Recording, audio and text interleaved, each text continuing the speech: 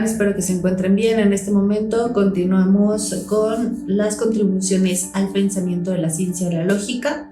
En este momento vamos a presentar a Tomás Ochoa Ojeda, quien es doctorante en Humanidades en la línea de Filosofía, Moral y Política en la Universidad Autónoma Metropolitana Unidad Iztapalapa. Él ha pertenecido al seminario de estudios hegelianos en UAMI con el doctor Sergio Pérez Cortés desde hace ya un tiempo, y en este momento nos va a presentar el tema de el límite. Y sin más por el momento, los dejo con Tomás. Bueno, pues daré lectura a la presentación que daré el día de hoy, referente justamente a la categoría de límite en la doctrina del ser en la ciencia de la lógica de Hegel. Mi presentación la dividí en tres partes. En la primera hablo precisamente de las bases o las raíces en las cuales emerge, digamos, el límite, es decir, me remonto un poquito atrás a las categorías de determinación y constitución que previamente estudiamos, si no recuerdo mal. Luego la segunda parte es referente precisamente a la emergencia del límite, ¿no? Cómo este emerge al interior de la relación que establece entre determinación y constitución. Y finalmente, la tercera parte de mi presentación tiene que ver con cómo el límite determina y constituye, digamos, al algo y al otro, ¿no? Entonces comenzaré a dar lectura. La categoría del límite al interior de la doctrina del ser en la ciencia de la lógica de Hegel.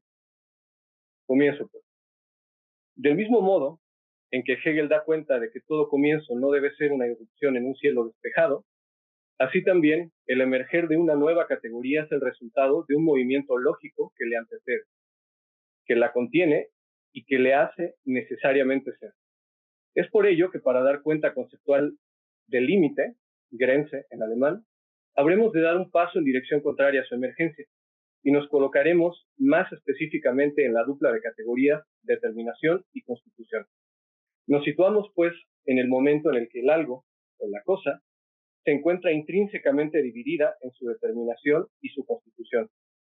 Ambas forman parte de una misma y única cosa, el algo. La determinación es el carácter intrínseco de la cosa que preserva su en sí y a la vez subsume y afirma su relación con la alteridad. En este sentido, el algo no se determina al mantenerse separado del resto de cosas, sino que lo hace adhiriéndose a su propia identidad y reafirmándola en su trato con sus otros, determinando por sí mismo cómo se relaciona con ella. Como recordamos, la determinación nace de la unidad del ser en sí y del ser para otro. Ello nos conduce a la idea de que, para Hegel, la determinación es la afirmación activa del ser del algo en y por medio de su relación con otro. Por su parte, la constitución del algo también se encuentra relacionada directamente con su otro, con aquello que es distinto de sí. Ese otro se presenta también como un algo otro, que también posee un ser en sí, y este también reafirma su en sí en la relación que establece con el primer algo. Sumado a ello, la constitución del primer algo no se encuentra directamente determinada por su alteridad, sino que está determinada por aquello que su otro afirma. Abro citas de Hegel en la ciencia de la lógica. Ya sea constituido así o de otro modo, el algo se concibe como hallándose en un influjo y en relaciones exteriores. Esta relación exterior, de la cual depende la constitución y el ser determinado por medio de un otro, aparecen como algo accidental, pero es una cualidad del algo el ser abandonado como presa de esta exterioridad y tener una constitución. Cierro cita de Hegel. Continúo con el texto. Cuando algo deviene otro de sí, esta alteración o cambio recae en la constitución. Es esta parte del algo la que se convierte en un otro. En un primer momento, determinación y constitución se muestran totalmente distintas. Por un lado, la determinación se muestra como lo que hace que el algo sea lo que es, y lo sea de manera estable y esencial. Por su parte, la constitución es su modificabilidad externa, aquello que puede cambiar sin modificar la identidad profunda de la cosa. Ello permite que la interioridad del algo se mantenga y se conserve. El propio Hegel afirma que determinación y constitución se distinguen así la una de la otra. El algo, según su destinación, es indiferente con respecto a su constitución. Sin embargo, en un momento posterior, El movimiento lógico nos lleva a la idea de que, al determinarse la cosa, también cambia su constitución. Cuando algo se altera, la alteración cae en la constitución. Esta es, en el algo, lo que se convierte en un otro. El algo mismo se conserva en la alteración, la cual afecta solo la inestable superficie de su ser otro, no su destinación. Lo anterior trae como resultado que determinación y constitución se igualen. Abro cita, de Hegel. Destinación y constitución se distinguen así la una de la otra. El algo, según su destinación, es indiferente con respecto a su constitución. Cierro cita. Hay, por lo tanto, un traspasar incesante de la una en la otra, en función de que la cosa, al determinarse, subsume a su otro, tanto en su interioridad como en el modo en que el algo establecerá nuevas relaciones con aquello que está fuera de sí, dando como resultado que la constitución del algo también se modifica. Winfield lo expone claramente. Abro cita. Se habla de determinación como aquella determinación de algo por la cual su ser en sí es una determinación de su relación con otro, con el énfasis puesto en cómo su ser en sí determina o comprende su relación con otro. Por el contrario, se habla de constitución como siendo, una vez más, la unidad del ser en sí y del ser para otro. Pero aquí, el ser para otro impacta sobre el ser en sí del algo. Cierro cita. Por otro lado, este transitar no elimina totalmente la determinación de la cosa, dado que su constitución traspasa de nueva cuenta la determinación. Es decir, la constitución del algo es el modo en que la cosa se relaciona con su otro. Según Holgate, es necesario comprender que la constitución ya no puede pensarse como el ser en sí de la cosa, sino que la constitución es ya el modo en que el algo se relaciona con su otro, y a la vez es determinado por eso. De esta manera, la cosa o el algo deviene otro de sí. De este modo, la cosa va cambiando, en la medida en que se encuentra determinada por su otro más que por sí mismo. Por otra parte, el otro que ha determinado al algo también deviene distinto de sí, después de establecer la relación con el algo. La determinación del otro vuelve a su interioridad y también cambia su constitución. De este modo, el otro prueba también ser un algo autorrelacionado. Este determinarse hace que su ser en sí se mantenga en su ser para otro, el cual forma la determinación del primer algo. A su vez, el otro sufre un cambio debido a la determinación que provoca el algo en él, y de este modo, ambos subsumen la diferencia que se ha introducido en ellos, y ello les confiere una nueva determinación y, por tanto, una nueva constitución. Por otro lado, el cambio por el que atraviesa el algo puede que altere el ser y la identidad internas de la cosa. Sin embargo, ello no significa que la cosa se vea privada por completo de su propia identidad. Al contrario de ello, el encuentro con su alteridad o alteridades le confiere a la cosa un ser en sí nuevo y reconstituido. Es una consecuencia inevitable de la propia naturaleza del cambio. Es decir, cambiar algo es darle un nuevo ser y una nueva identidad propia. Lo anterior no quiere decir que el cambio produzca algo totalmente diferente. Lo que Hegel ha demostrado es que tanto la interioridad del algo como la interioridad del otro son susceptibles al cambio. Una cosa a remarcar es que todo del algo cambia, incluso su interioridad, es decir, su ser en sí. En este sentido, no hay parte alguna de la cosa que no sufra cambio. Al mismo tiempo, este ser en sí, o ser intrínseco de la cosa, debe poseer algo que permanezca para que la cosa siga siendo lo que es. Y al mismo tiempo, este ser en sí de la cosa es susceptible de constituirse de modo distinto gracias al encuentro con la alteridad de la cosa. Puede resultar contraintuitivo o paradójico que al mismo tiempo que la interioridad de la cosa permanece, ella también sea lógicamente distinta de lo que era antes de determinar. Sin embargo, no hay que olvidar que este es un proceso siempre en movimiento, es decir, estando contenido en el movimiento de la totalidad, la interioridad del algo o de los algos se encuentra siempre cambiante, siempre cobrando nuevas determinaciones y constituyéndose perpetuamente como un nuevo ser. La lógica especulativa de Hegel muestra que ninguna cosa tiene una identidad que sea siempre la misma. Al contrario de ello, cada aspecto del algo posee una estructura lógica que le permite estar expuesto a la influencia transformadora de su alteridad.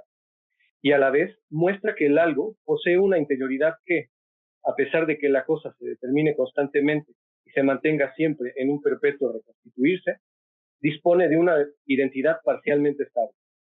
La determinación de la cosa afecta no solo la exterioridad de la cosa, es decir, su ser para otro, sino que también modifica la interioridad de éste, a su ser en sí. Es decir, termina por modificar también el núcleo mismo de la cosa. El algo reconstituye en su totalidad, sin embargo, esta reconstitución que adopta después de su encuentro con el otro no lo modifica y lo convierte en una cosa distinta. Ello sucede únicamente cuando la cosa traspasa su propio límite. Ahora doy inicio a la segunda parte del texto, en donde precisamente analizo la emergencia del límite al interior de esta relación. Comienzo, pues. En el movimiento lógico en que nos encontramos, se hace patente la necesidad de que el algo o la cosa traspase algo más. Como analizamos líneas atrás, tanto la interioridad como la exterioridad del algo se modifican, dando como resultado que la cosa se determine y se constituya como algo distinto de lo que es. Sin embargo, para devenir algo completamente distinto de sí, la cosa debe traspasar su propio límite. A continuación, analizaremos cómo la lógica de Hegel hace emerger inmanentemente el concepto de límite. Ocurre pues algo interesante. A diferencia de la realidad y de la negación, que se ocultan mutuamente, y a diferencia también del ser en sí y del ser para otro, que se señalan mutuamente, las categorías de determinación y constitución se comportan en cierta medida como el ser y la nada pura. Es decir, ambas categorías se traspasan la una en la otra y muestran ser su polo contrario, aunque como veremos adelante, el movimiento lógico no es el mismo. No es que el uno traspase en el otro y a la vez se mantenga como un momento diferenciado, sino que la determinación y la constitución traspasan el uno en el otro. Y ello supone que ambos se desvanecen en el propio movimiento para conformar un algo determinado y a la vez constituido. Hegel lo demuestra del modo siguiente. Abro cita. Ante todo, el traspasar de la destinación y la constitución una en la otra es el eliminarse de su distinción. Con esto se haya puesto el ser determinado o el algo en general, y en cuanto que él resulta a partir de aquella distinción, que comprende igualmente en sí el ser otro cualitativo, son ambos algo, pero no solo otros en general uno frente al otro, como si esta negación fuera todavía abstracta y cayendo solo en la comparación, sino que la negación se halla desde ahora como inmanente en los algos. Estos, como existentes, son indiferentes uno frente al otro, pero esta afirmación suya no es más inmediata. Cada uno se refiere a sí mismo por la mediación de la eliminación del ser otro, que en la destinación se haya reflejado en el ser este. Cierro cita. Esta igualación lógica de ambos polos mina las diferencias, aunque no las elimina del todo, formando así un solo ente, un único algo. Es decir, ambas categorías forman una sola unidad, en función de que cada una ha demostrado ser la otra y ha demostrado también relacionarse consigo misma en esa otredad. De este modo, la unidad de ambas constituye un espacio de ser determinado y también de ser constituido. Sin embargo, el hecho de que ambos se traspasen mutuamente no sugiere que haya una diferencia determinada, debido a que tanto la determinación como la constitución del algo son incapaces de relacionarse consigo mismos y con su otro. Son más bien momentos de la constitución del algo que se ha determinado y constituido. Por lo tanto, no coexisten, aunque ambas se relacionan con su opuesto. Es importante destacar que la constitución no es únicamente el momento en el que el algo establece una relación con el otro en su interioridad, sino que es el momento en que el ser para otro de la cosa se determina por efecto del otro. Ello da como resultado que el algo posea dos nuevas cualidades: la determinación, que es la que permite al algo ser determinado por su otro, y la constitución, que es lo que permite que el algo se determine a sí mismo por contacto con su otro. Lo anterior trae como consecuencia lógica el que ambas cualidades del algo no establezcan una unidad, sino por el propio hecho de que ambas sean momentos del algo. Es decir, ambos elementos del algo se unifican únicamente en función de su traspasar el uno en el otro, haciendo que cuando la determinación del algo es afectada por el otro de la cosa, ella se modifique, y dicha modificación sea también incorporada en la constitución del algo. Pero este algo no puede ser el mismo que emerge en el estadio anterior, es decir, el que emergió como resultado del devenir entre el ser y la nada pura. Este nuevo algo posee una estructura lógica diferente que no reemplaza las determinaciones anteriores, las cuales se encuentran suprimidas o eliminadas y conservadas al interior de este nuevo algo que ha emergido inmanentemente. Si recordamos, la primera emergencia del algo trae consigo un ser lógico que se relaciona únicamente consigo. No hay que olvidar que el otro es también un algo. Ambos elementos emergen como entes separados el uno del otro, por lo que la identidad en sí del algo no se ve afectada. Cuando avanzamos en el desarrollo de la lógica, nos damos cuenta que el algo se divide a sí mismo en ser en sí y ser para otro, lo que le confiere nuevas cualidades al algo. Y, sin embargo, este conserva intacta su identidad consigo mismo, a pesar de la propia relación que ha establecido con su otro. Gracias al desarrollo lógico, también comprendimos que cuando el ser para otro del algo se encuentra con el otro, este se determina, lo que trae consigo que, al volver a la interioridad del algo, este último cambie también en su interioridad, es decir, el ser en sí que resulta estar en contacto y transitar a la igualdad con el ser para otro, también se ve afectado por la determinación. Sin embargo, esta le afecta también en forma de una nueva constitución. Es así como el algo alcanza la unidad en su interior y transita a un ser algo distinto al del inicio. Este proceso es interminable, en el sentido de que la interioridad del algo se mantiene vulnerable a cambios ulteriores por parte de su alteridad. Ello le confiere al algo la cualidad de ser siempre cambiante, siempre mutable, es decir, mantiene la igualdad en su propia diferencia. Lo anterior es importante porque lleva al algo a superar la diferencia entre su determinación y su constitución. Y de este modo, el algo demuestra ser un ente unificado e idéntico consigo mismo. Todo lo anterior demuestra algo que intuyamos racionalmente, a saber, que el algo requiere necesariamente e inmanentemente a su alteridad. Es lógicamente necesario que el algo no se encuentre en soledad, sumado a que, como ha quedado patente, el otro se ha encumbrado como otro ente lógico, como otra cosa idéntica al algo. Lo anterior no es una pequeñez, al contrario, resulta una enormidad comprender que cada cosa se encuentra relacionado con su otro. Hay que comprender la idea de relación en el sentido fuerte del término, es decir, cada cosa se encuentra relacionada con su otro debido a que su identidad es expuesta y afectada y constituida por esto. Cada aspecto de su ser está sujeto a esta relación. Hegel lo evidencia del modo siguiente. Abro cita. De este modo, el algo se refiere al otro a partir de sí mismo, porque el ser otro se haya puesto en él como su propio momento. Su ser dentro de sí comprende en sí la negación, por cuya mediación en general él tiene ahora su afirmativo existir. Pero el otro es distinto de este también cualitativamente, y con esto se haya puesto fuera del algo. La negación de su otro es solo la cualidad del algo, pues este es algo en cuanto a eliminarse de su otro. Con esto, solo efectivamente se contrapone el otro a un mismo ser determinado.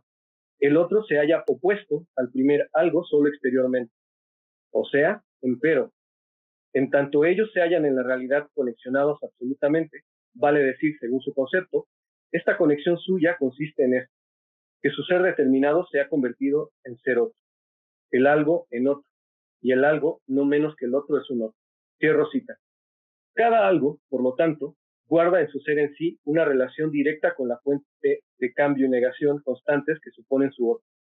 Como consecuencia de lo anterior, el algo se relaciona con el otro a través de sí mismo, en tanto que el primero ha subsumido en su interior al segundo como uno de los momentos. Holgate afirma que la relación que establece el algo reunificado y reconstituido con su otro es la relación más negativa que se haya presentado en la lógica hasta este momento. Ello se debe al hecho de que el otro ahora es capaz de tocar y alterar el núcleo mismo del algo. En el momento anterior, cuando el algo era determinado por primera vez, este era pensado como la superación de su otro, lo que tenía como resultado que el momento negativo se viera atenuado, porque el algo se presentaba como una cosa afirmativa y autorrelacionada. En este sentido, el algo no se asumía como una negación explícita del otro, debido a que era aún un en sí. En otras palabras, el algo se habría retirado a su interioridad después del encuentro con su otro. Se retiraba hacia su propia relación afirmativa consigo mismo y por lo tanto se apartaba de su otro. De modo que el algo no representaba la negación explícita ni como el ser en sí, ni como ser para otro. Sin embargo, una vez que ambas categorías se unifican al interior del algo, ninguna dimensión de éste se vuelve libre de la influencia del otro, ya que la determinación alcanza la interioridad, el núcleo del algo. Es en este movimiento en que el algo se encumbra como idéntico a sí mismo, oponiéndose a lo que el otro hace de él. En este pasaje lógico, el algo se constituye como la negación explícita de su alteridad y lo hace en virtud de negar al otro, que toca al otro y amenaza con cambiar su núcleo. El algo adquiere pues una nueva estructura lógica, sumado a las estructuras lógicas anteriores que se encuentran aún al interior de la cosa, como el ser en sí y el ser para otro, al igual que la determinación y la constitución. El algo conserva ahora su identidad a ser la negación explícita del otro, a saber, el algo es en la medida en que se muestra como la negación de su alteridad. Esta negación explícita de su alteridad no consiste únicamente en hacer cambiar al otro de la relación, sino que es una negación completamente negativa, que implica una total exclusión de la alteridad. La idea importante de fondo es que el algo posee ahora una doble relación con su otro. Por un lado, el algo posee una identidad constituida en y por oposición a su otro. Y por otro lado, esa identidad por sí sola no permite que el algo sea lo que es frente a su opuesto, lo que puede reconstituirla hasta el corazón de la cosa misma. Por lo tanto, la cosa solo puede ser lo que es y no volverse su otro mediante la exclusión de este último. Sin embargo, ello no significa que el algo deba excluir completamente a su otro, de modo tal que ya no sea vulnerable a ser reconstituida por su alteridad, aunque simultáneamente debe mantenerlo apartado de modo alguno para conservar su identidad. Esta doble relación del algo con el otro muestra que este último se encuentra incorporado de modo lógico en el algo, debido a que la cosa solo es verdaderamente ella misma en su característica de no ser su otro. Y a la par, el otro ha sido colocado por el algo fuera de su interioridad, en tanto que el otro es incorporado en la cosa. Abro cita de Hegel. De este modo, el algo se refiere al otro a partir de sí mismo, porque el ser otro se haya puesto en él como su propio momento. Su ser dentro de sí comprende en sí la negación, pero cuya mediación en general él tiene ahora su afirmativo existir. Pero el otro es distinto de este, también cualitativamente, y con esto se haya puesto fuera del algo. La negación de su otro es solo la cualidad del algo, pues este algo en cuanto es eliminarse de su otro. Cierro cita. La doble relación se ve expresada con toda claridad en la idea de que el algo es en sí mismo el no ser del otro, y ello da como resultado el que se encuentren indisociablemente ligados, conteniéndolo como uno de sus momentos excluidos. Al mismo tiempo, el algo es el no ser del otro, y por ende es su negación explícita. Es aquello que el otro no es, o lo que es igual. El algo es a partir donde termina el otro. A diferencia del momento anterior, en que la diferencia entre ambas cosas parece indeterminada, en este momento hay una diferencia determinada debido a que la exclusión explícita del otro significa el dejar de ser el otro en su interioridad. Este es el final de la segunda parte y ahora sí entramos en materia con respecto a el límite y la relación que establece el algo con su otro. Comprendido de este modo, el algo se presenta como el no ser del otro, es decir, se presenta como su límite. Visto de manera inversa, el otro supone el límite del algo. Puesto en otros términos, el algo se encuentra limitado por su otro en la medida en donde el otro comienza a ser, el algo deja de ser. Visto de modo inverso, el otro deja de ser cuando el algo comienza a ser. Por lo tanto, cada cosa representa o marca el límite de su contrario. Al fungir como límite de su opuesto, cada cosa excluye definitivamente a su contrario. Esto hace que la diferencia entre ambos se vuelva determinada. Esta idea aparece expresada con mayor claridad en Wilson. Abro cita. El límite es simplemente el punto en el que el algo y el otro se juntan y se separan. Con este límite cualitativo, tenemos ese límite común cuyos términos unidos y distinguidos comienzan y terminan a la vez. En el límite, uno termina y el otro comienza. En el límite, uno excluye al otro de su territorio. Al mismo tiempo, sin embargo, el límite nos hace encontrarse en el mismo punto en que se excluyen mutuamente.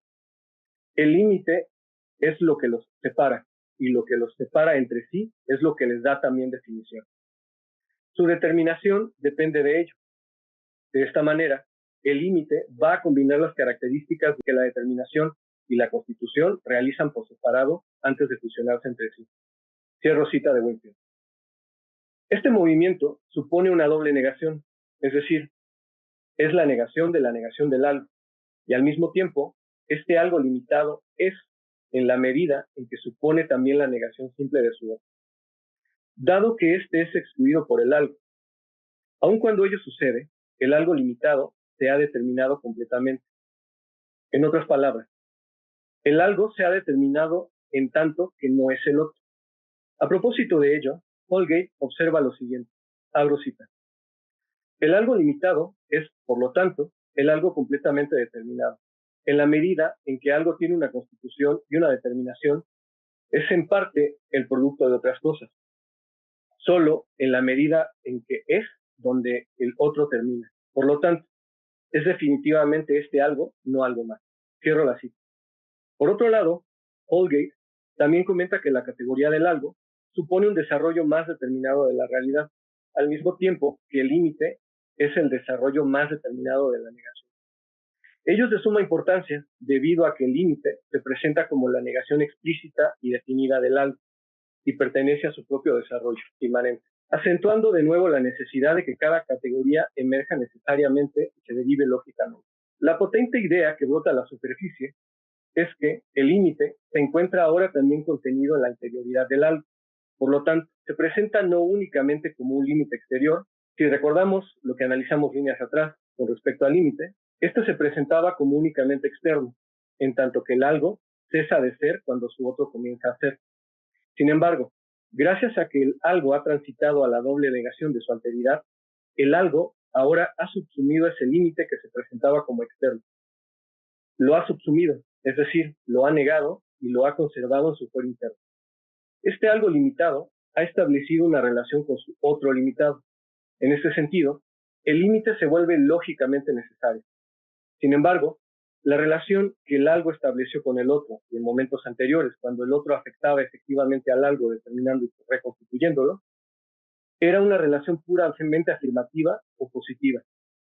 Por el contrario, la relación que establece la cosa con su alteridad a través del límite parece ser una relación puramente negativa. Este es el momento de no ser del otro. Hegel lo expresa del modo siguiente, abro cita.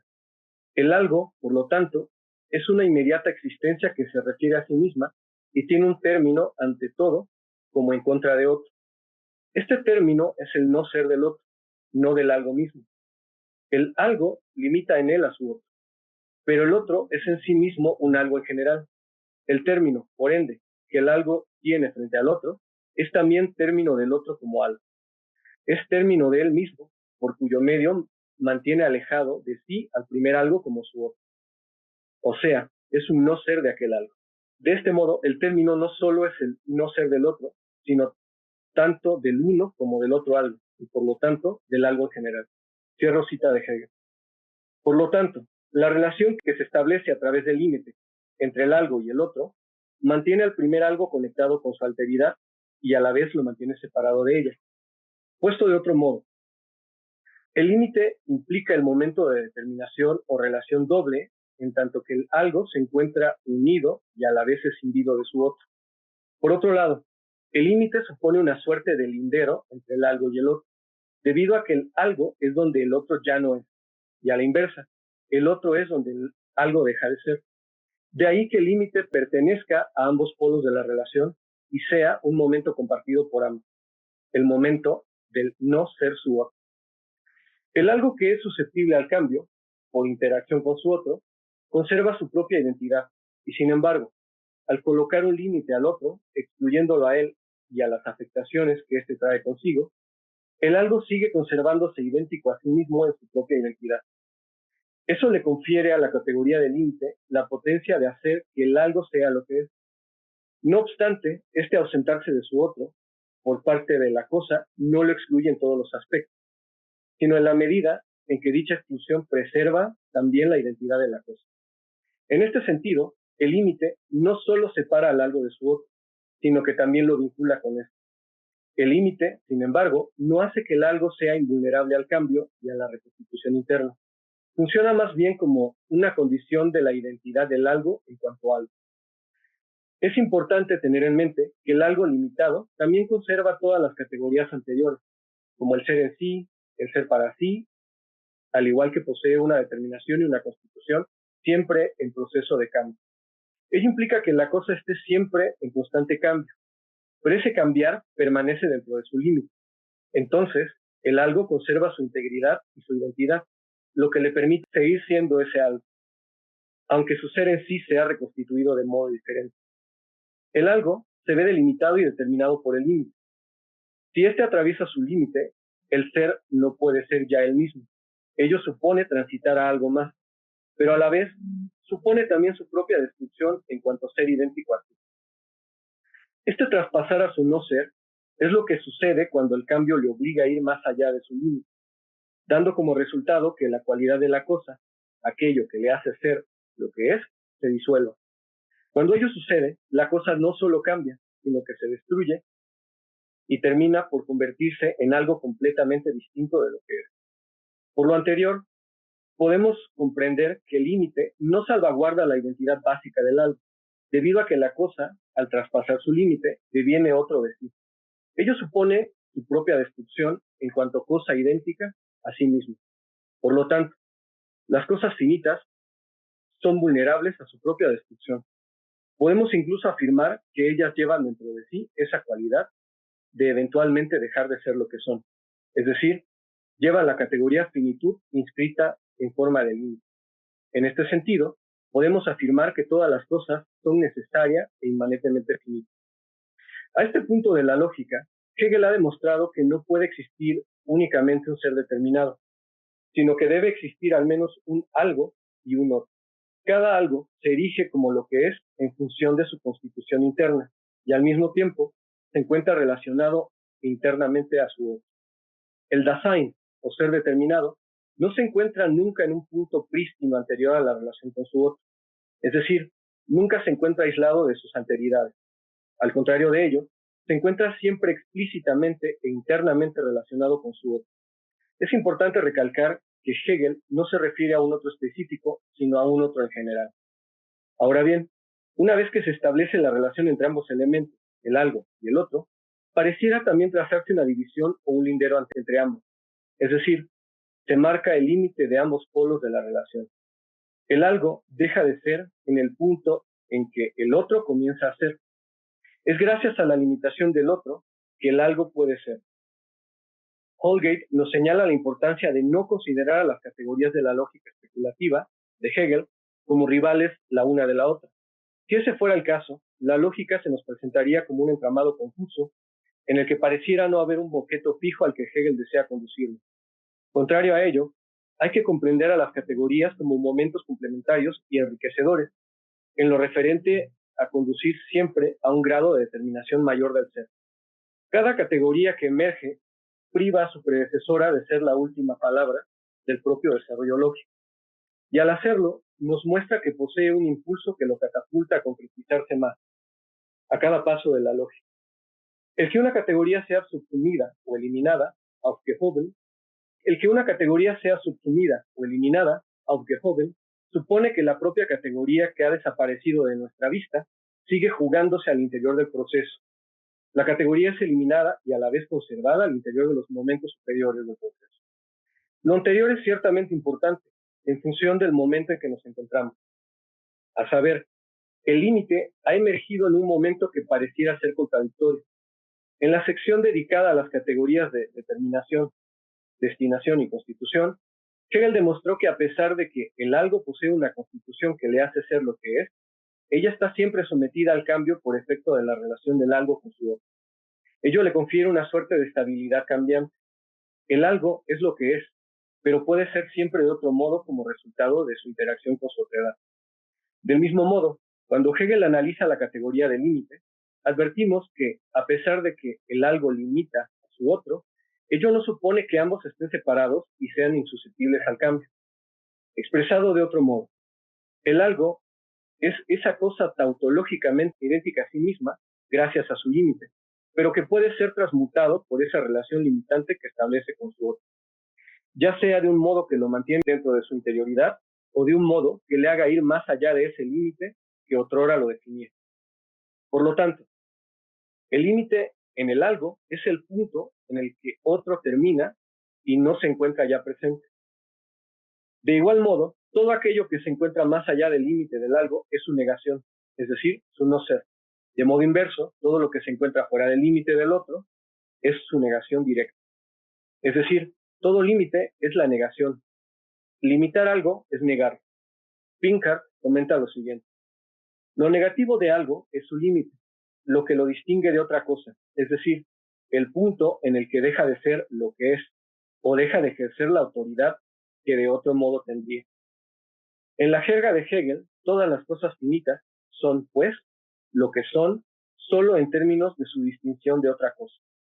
Son lo que son en virtud de las relaciones que mantienen con su otro. Esto es cierto tanto para las cosas finitas como para las normas finitas. Cierro cita. En consecuencia, podemos afirmar que el límite es una negación, una suerte de frontera donde una cosa deja de ser. Otra puntualización interesante es que la naturaleza del límite es de carácter cualitativo, no espacial. A este respecto, Holgate provee de un ejemplo interesante. El límite que hace al bosque un ser bosque es distinto al límite que hace al campo un ser campo. Si el campo y el bosque se encuentran adyacentes el uno del otro, es irrelevante, en tanto que el límite es cualitativo y no espacial. En este ejemplo, el límite funciona no como un lindero geográfico o espacial, sino que la cualidad distintiva del campo da paso a la cualidad distintiva del bosque, a pesar de no estar contiguo el uno del otro. Entendido en este sentido, el límite puede ser comprendido como la cualidad del algo que pone fin a su otro y, a la vez, debe ser comprendido también como el límite a través del cual este primer algo se limita a sí mismo. De esta forma, el límite no funge únicamente como un elemento determinante de su alteridad, sino que también funciona como un elemento que determina la interioridad del algo. Es relevante observar cómo el límite, que en un primer momento parecía presentársenos como un elemento ajeno al algo y al otro, y cuya función aparentaba ser únicamente el separar los entes lógicos, pero sin interferir con su interioridad, ahora demuestra ser un elemento constitutivo de ambos elementos. Siguiendo lo anterior, el límite, o mejor dicho, la limitación del algo, es un momento necesario para su propia constitución y determinación. En palabras de Hegel, el límite resulta ser la cualidad del algo. Abro cita. La existencia es determinada. El algo tiene una cualidad, y en esta no solo se halla determinado, sino limitado. Su cualidad es el límite, y al ser afectado por este, permanece en primer lugar como una existencia afirmativa, tranquila. Pero esta negación desarrollada, de modo que la oposición entre su existencia y la negación como límite inmanente en ella, sea por sí misma el ser dentro de sí del algo, y que por lo tanto este sea solo un devenir en sí mismo, constituye su finitud. Cierro cita. El límite hace que el algo se vuelva determinado. De esta manera, el límite permanece de modo indisoluble al ser del algo. En momentos anteriores, Hegel nos hizo advertir que el algo se encontraba acompañado de su alteridad, de un otro que probó también ser un algo. Sin embargo, ambos entes lógicos se encuentran puestos uno fuera del otro sin mayor interacción. En el momento lógico presente, podemos observar en su génesis que el algo, para ser un algo, debe limitar a su otro y a la vez limitarse a sí mismo por interacción con su propio límite. Siguiendo esta línea argumentativa, todo aquello que se encuentra más allá del límite del algo se convierte en su no ser. El doble movimiento que observamos es el siguiente. Por un lado, el algo se constituye en su interioridad como un algo gracias a la mediación que le provee el límite. Es decir, el algo se afirma en su positividad de ser un algo gracias a que el límite le indica claramente lo que es. Por otro lado, el límite también es una mediación del algo en la medida en que el primero constituye la negatividad del segundo. Esto es, al interior del algo, lo mismo que a su exterior, se constituye su negatividad. Abro cita de Hegel. Algo es lo que es solo porque contiene un punto en el que detiene al otro y es detenido por el otro. Algo es lo que es, por lo tanto, solo porque en algún punto deja de ser. Cierro cita. El límite parece ser una categoría un tanto complicada de entender, debido a su carácter contradictorio. Por un lado, hemos ya comprendido que el límite pertenece al algo en forma de mediación. Por otro lado, el límite funciona también como el no ser del algo, en tanto que es también parte constitutiva del otro.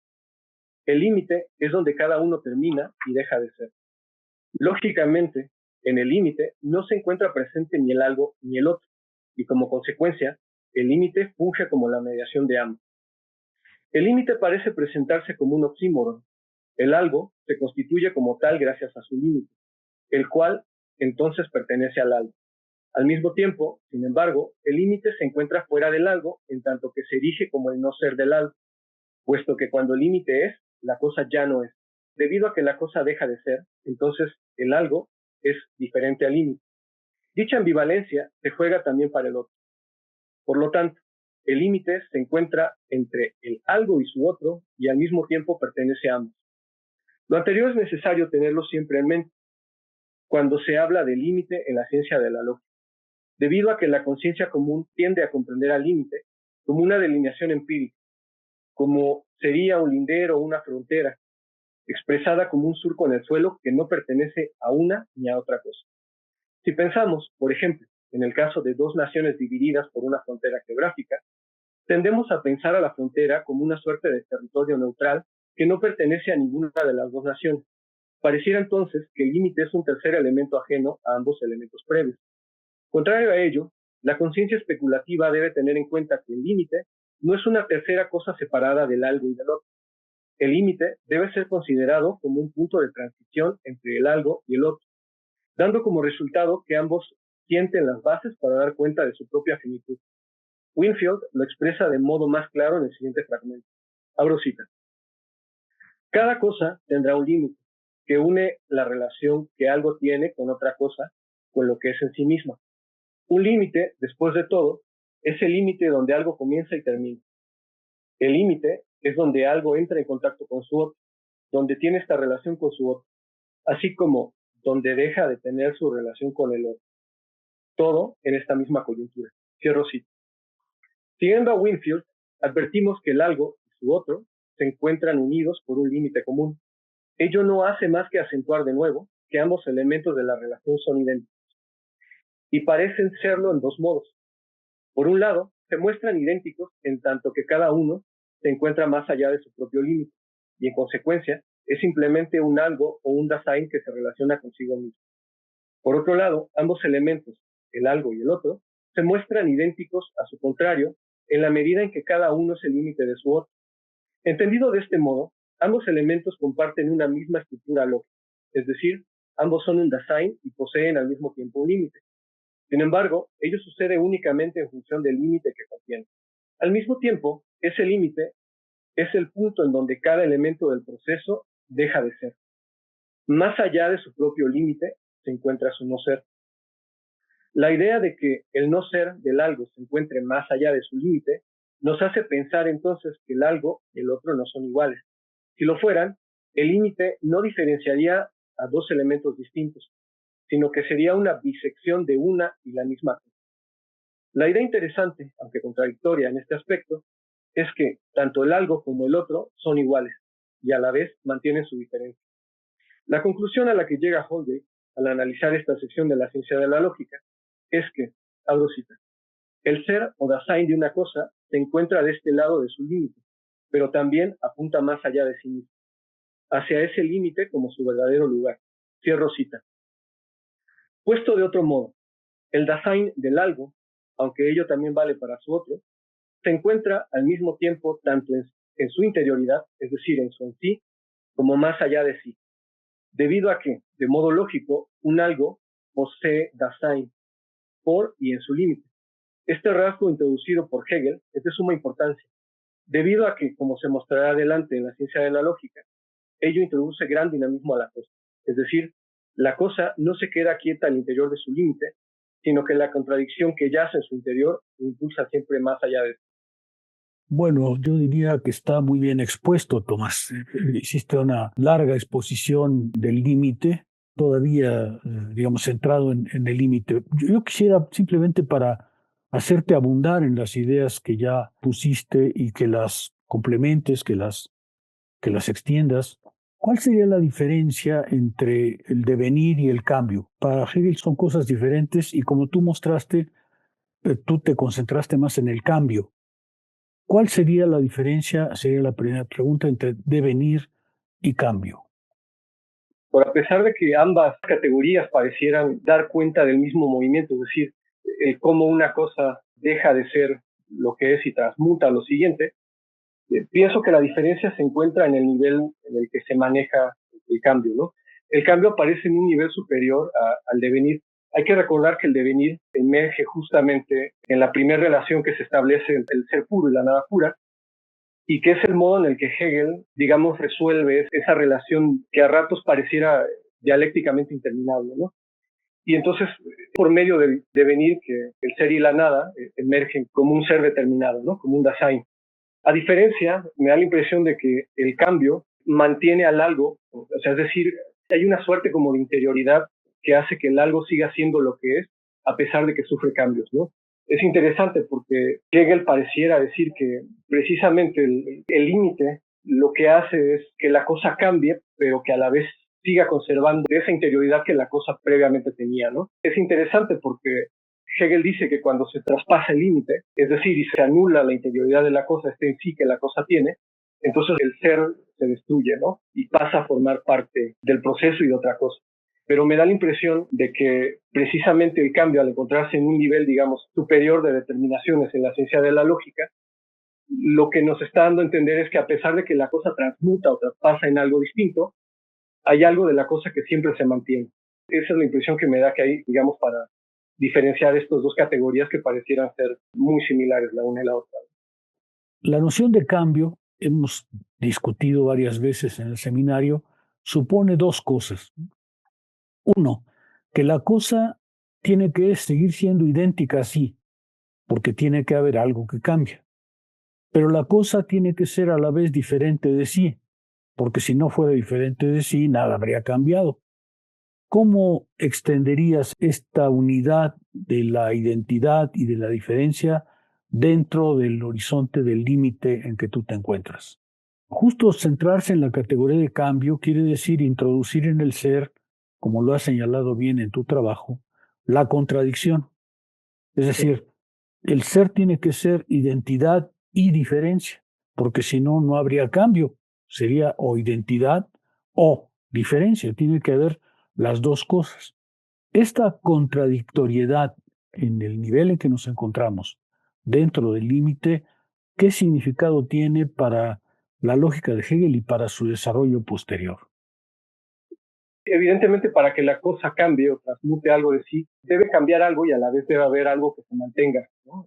Idéntico así. Y creo que la cuestión tiene que ver justo con lo que mencionaba hace unos minutos, ¿no? Que justamente el cambio lo que introduce en el algo o en el ser es una suerte como de dinamismo, ¿no? Es decir, la categoría de cambio se introduce en el ser y le otorga cierto dinamismo, ¿no? Previo a esta nueva concretización del ser o del algo, el ser parecía o el algo parecía ser una cosa a la cual las cosas o los cambios le venían de fuera. Me parece que la cosa va en el sentido precisamente de que el algo ahora posee este dinamismo a su interior, ¿no? Es decir, el algo no cambia únicamente porque hay una fuerza externa que lo está obligando a transmutar diferente de sí, sino que precisamente el cambio, al igual que el propio límite, están ya introducidos en la interioridad del algo, ¿no? Sí, me parece que tienes razón. Nada más una tercera pregunta para insistir en un punto. En algún momento tú sugeriste que el algo, cuando traspasa su límite, deja de ser, no es. Yo tengo la impresión de que Hegel reserva eso al siguiente terreno, no en el límite, sino en el término. ¿Cómo verías esta diferencia entre el límite y el término? Porque si no recuerdo mal en la lógica, la cosa deja de ser cuando llega a su término, no exactamente en su límite, aunque tú sugeriste esto último. ¿Cómo entenderlo? A ver, déjame formularlo de otra manera. Cuando uno llega al término, dice Hegel, la cosa termina porque su finitud lo lleva a su infinitud.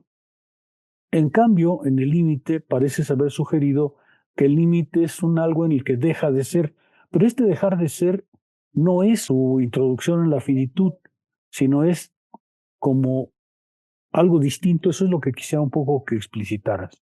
El término aparece en un punto distinto de la lógica, ¿no? Cuando precisamente Hegel lo está intentando hacer es demostrar que después de cierto límite o después de cierto término, después de traspasar ese término, la cosa deviene finita, ¿no? Deviene en infinitud. Sin embargo, la relación que se establece con el límite y la cosa es distinta, ¿no?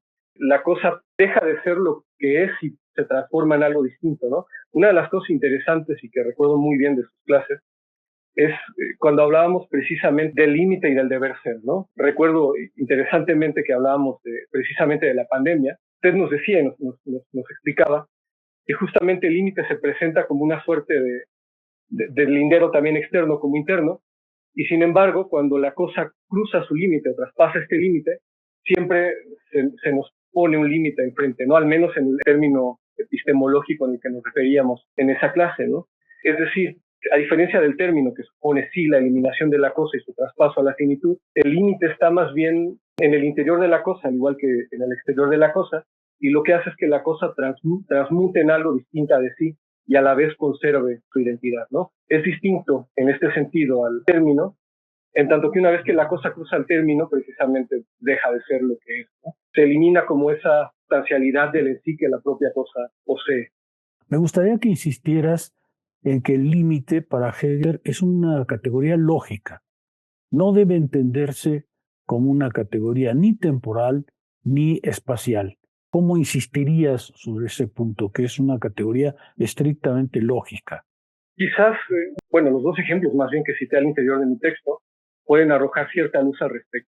Es interesante porque la conciencia común o la conciencia no especulativa siempre tiende a pensar al límite, justo como se hace al interior de la geografía, por ejemplo, como una suerte de cosa existente, un lindero físico que existe y que además es ajeno a las dos cosas, ¿no? En el caso, por ejemplo, de un lindero geográfico, uno piensa, por ejemplo, en la frontera que existe en Estados Unidos, ¿no? Y México, ¿no? La frontera pareciera ser este lindero externo que delimita a ambas naciones y que pertenece, digamos, a una suerte de terreno neutral.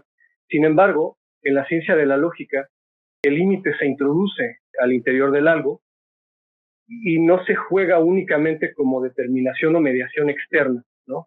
Yo pienso que eso es como el punto álgido o el punto fuerte de la argumentación con respecto al límite en Hegel, ¿no?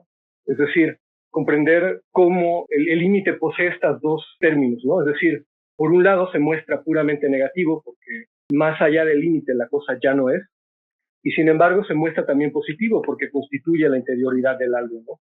Pienso que esa doble relación lógica es justamente la que diferencia al límite en un plano puramente empírico o geográfico. Realmente existe un texto muy bueno.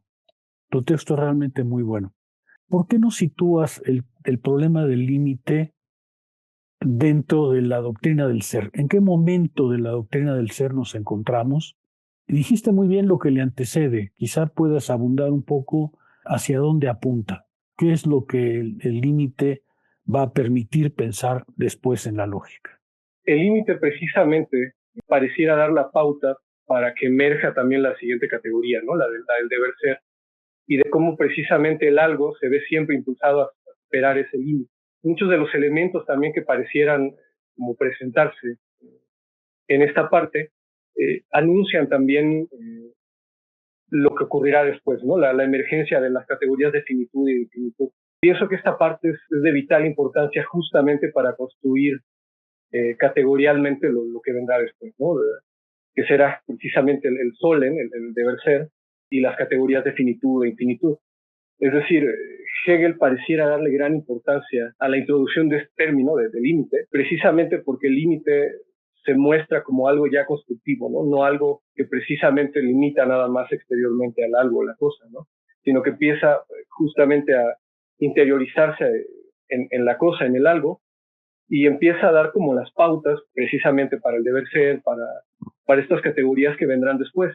Un tanto veo la categoría de límite como dándonos un previo aviso de lo que sucederá con la propia finitud, ¿no? Propia finitud pareciera seguir un tanto este proceder lógico, ¿no? En el que la finitud pareciera presentarse como algo externo al algo, la cosa, y sin embargo Hegel está ya dándonos estas pautas para comprender que más bien la estructura lógica de tanto del límite como de la finitud se encuentran no externas o como accidentes fuera de la propia cosa, ¿no? Sino que en la construcción categorial, en el devenir categorial de la lógica, Hegel está construyendo al ser desde la nada, ¿no? Y nos está dando justo esta construcción categorial. Un poco en la sesión o en la ponencia anterior usted me preguntaba, doctor, ¿no? ¿Cuál sería la diferencia entre un discurso que hablase precisamente del límite, o bueno, en aquel entonces de que hablase precisamente del ser, como dando cualidades del ser, ¿no? Y la diferencia entre este discurso de Hegel, que es mucho más potente en el plano metafísico, porque está construyendo las categorías, está construyendo precisamente aquello que entenderá como finitud y como infinitud, ¿no? O sea, es decir, a diferencia de un discurso que se alzara únicamente a decirnos qué es el límite y nos diera cualidades del límite, nos dijera, bueno, pues el límite es algo que hace limitar a dos cosas y ahí comienza el no ser y tal.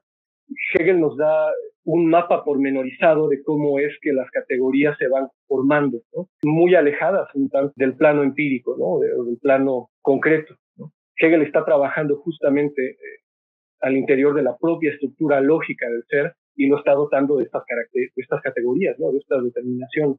En el plano del límite, pienso que la novel y potente idea que Hegel provee a la filosofía occidental moderna es que justamente categorías como límite o finitud no son externas al ser, sino que forman parte precisamente de la constitución categorial y lógica del ser. Sí, muy bien. Por último, aunque parece trivial, ¿por qué utiliza Hegel la categoría de algo? ¿Es igual al ser ahí? ¿Es igual a la cosa? ¿Por qué Hegel utiliza? Parece trivial, pero es que a un público que no necesariamente está familiarizado le sería interesante por qué hablar de algo y no hablar de una cosa o existencia. ¿Por qué utilizar la noción de algo en este momento?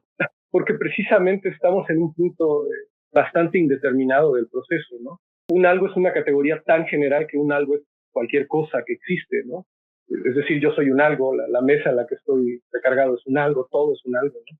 En este sentido, Hegel utiliza estas categorías como algo porque parece ser como lo menos determinado, ¿no? Es interesante porque yo leí hace unos días en un comentador, me parece que fue Longuenet, que a diferencia, por ejemplo, de Kant, que comienza su proyecto metafísico justamente, toma como punto de partida el algo, pues Hegel ya lleva todo un proceso lógico por detrás, ¿no? Es decir, Hegel utiliza la categoría de algo porque le parece que es algo bastante indeterminado, ¿no? Y sin embargo, ya nos dio cuenta de la estructura lógica que hay detrás de ello. Con su tema de límites, me parece que ha quedado bastante claro, o eso creo yo. Si ustedes tienen alguna duda respecto a los temas que se están exponiendo, pueden hacer sus preguntas en los comentarios y en cuanto se haga una serie de preguntas, podríamos hacer un video tratando de contestar algunas de las dudas que tengan o algún comentario que pongan para hacer un poco de diálogo. Y también agradezco a todas las personas que estuvieron con nosotros el día de la presentación de Tomás, que siempre nos acompañan, y todos aquellos del seminario, y a todos los que nos siguen en las redes sociales. Gracias por